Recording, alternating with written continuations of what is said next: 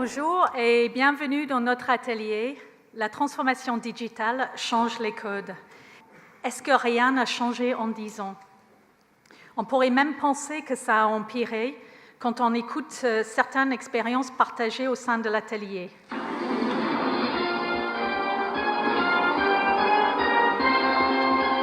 Première question.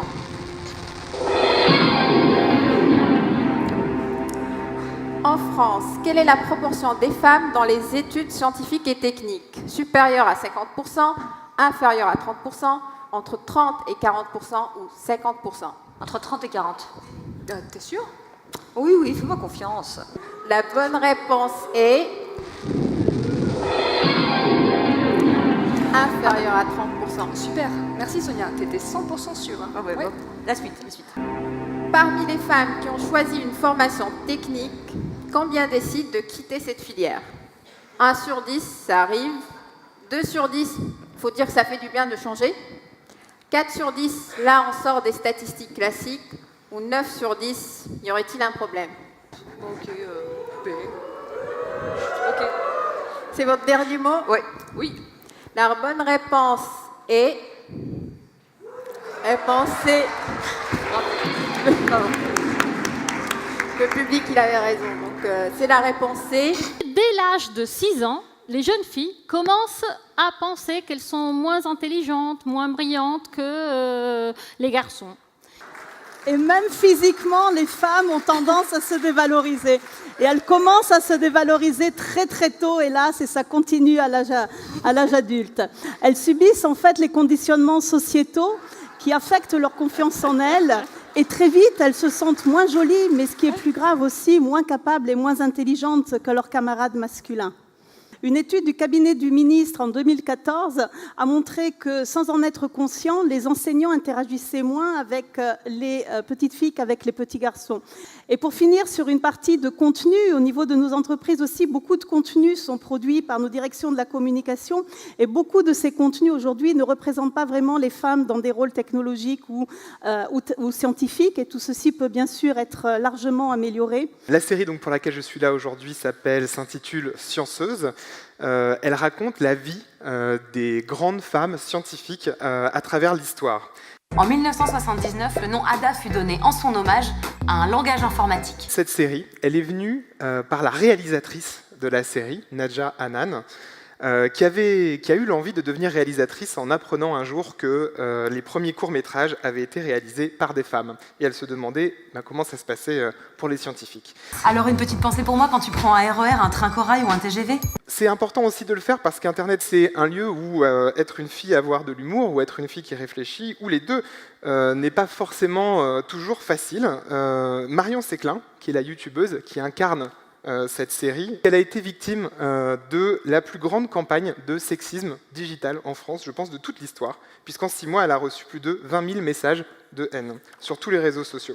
Que faire pour trouver un métier qui va vous passionner, qui va valoriser vos compétences, valoriser vos talents, et même si vous n'avez pas choisi un bac S? Les filles sont diplômées à 60% des études supérieures, alors que les garçons sont diplômés à 40%. Je reviens d'une réunion technique où j'ai proposé une super idée. Personne ne réagit. Très bien. Le mec d'à côté de moi, il propose la même idée, et là, tout le monde trouve ça génial. Mais j'ai cru rêver. Ça arrivait aussi aux conseillères d'Obama.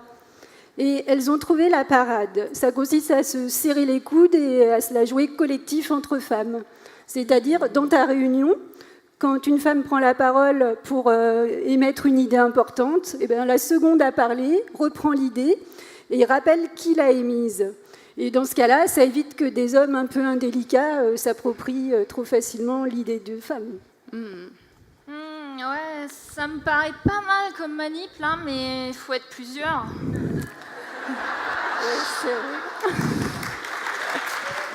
Chez G, j'ai un exemple flagrant des investissements des femmes dans le domaine de la science et technologie.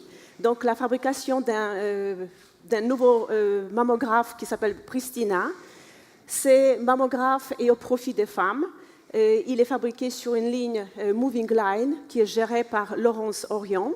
Un exemple qui m'a particulièrement frappé l'an dernier est l'organisation d'un hackathon à destination des étudiants par Air Liquide et Total sur le thème des opérations dans les usines, donc très industrielles.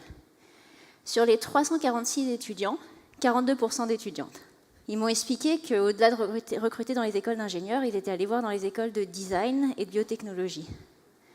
Un pari réussi, puisque l'équipe qui a gagné, l'équipe qui avait vraiment le mieux compris la problématique et qui a proposé la meilleure solution, c'était une équipe d'une école de design qui était composée de 3 filles et un garçon. Bon, le jury était composé de 9 hommes. Mais on avance. Une solution, mieux éduquer les garçons et éduquer des garçons féministes, leur montrer que c'est pas que un truc de filles, le féminisme. Qu'est-ce qu'on fait contre ces stéréotypes ? Qu'est-ce qui fonctionne ? Qu'est-ce que vous avez observé qui peut changer la donne ? C'est repenser la place des sciences et de l'engineering à l'école. Ça part depuis l'école primaire où la plupart des enseignants n'ont pas de formation scientifique. Les sciences leur font peur et ils font très peu de sciences. Nous, on pense que ça devrait être un vrai enjeu national avec quasiment des spots à la télévision toutes les semaines si on veut vraiment faire bouger les choses. En 2014, nous étions à 4% de filles sur le recrutement. Donc nous avons multiplié les campagnes, on s'est fait des spots, on est allé faire des actions de tous les côtés. En 2015, nous étions à 12% de filles. On s'est dit, ça y est, elles ont compris, c'est parti, fantastique, l'année prochaine, 15, 20, 30. Cette année 2016, 8%, on est revenu au 8%. On assiste en ce moment à quelque chose qui est très alarmant dans le domaine du numérique, c'est-à-dire cette chute de la proportion de femmes dans ces métiers et ces formations. Le chiffre que vous donniez à l'instant, M. Courtois, sur EPITA, on l'observe dans d'autres formations du numérique, par exemple Epitech, c'est 4% également. Et de façon générale, lorsqu'on regarde ce qui s'est passé sur les 15 ou 20 dernières années, on a une chute importante. Mais qu'est-ce qu'on peut faire ? Alors, on a lancé des tas d'initiatives, évidemment. Par exemple, avec Joël, on a lancé un trophée qui s'appelle le Trophée Excellencia, qui fait que on récompense, on paye les études à des filles qui veulent rentrer dans des écoles d'ingénieurs, donc des études payées. On a l'initiative que j'aime beaucoup, qui est Jamais sans elle, qui est, vous n'intervenez que s'il n'y a pas des femmes dans des colloques ou du numérique, il y a des femmes invitées, eh bien les hommes ne doivent pas venir, et il y a des hommes qui ont signé donc de cette... comment ? Et tu fais partie ? Ah bah, parfait. Je suis devenue une militante de l'apprentissage du code à l'école dès le plus jeune âge. Mais si on continue à avoir les pourcentages qu'on observe actuellement, c'est-à-dire que si on continue à observer que 40% des diplômés de STEM quittent ces métiers au bout de 10 à 15 ans, je ne suis pas sûre qu'on puisse avancer beaucoup. Quand est-ce que l'on va mettre dans un bus sur les Champs-Élysées l'équipe de France des Olympiades internationales d'informatique avant d'être accueillie à l'Élysée? Non, il suffit d'avoir des grosses cuisses et de taper sur un ballon, on est automatiquement reçu à l'Élysée et on a droit à un bus sur les Champs-Élysées. Allez, une toute petite touche positive, c'est pas un conseil, mais au moins faisons-nous à la fois plaisir et sourire, mais 10% de jeunes filles, elles sont nettement plus payées que les garçons à la sortie de l'école quand elles le souhaitent. C'est-à-dire qu'elles savent négocier leur salaire grâce à la pénurie. Au moins qu'il y ait un apport. Alors si tu pensais qu'être une femme t'empêcherait de gérer en informatique, tu avais tort. Alors fonce, yes!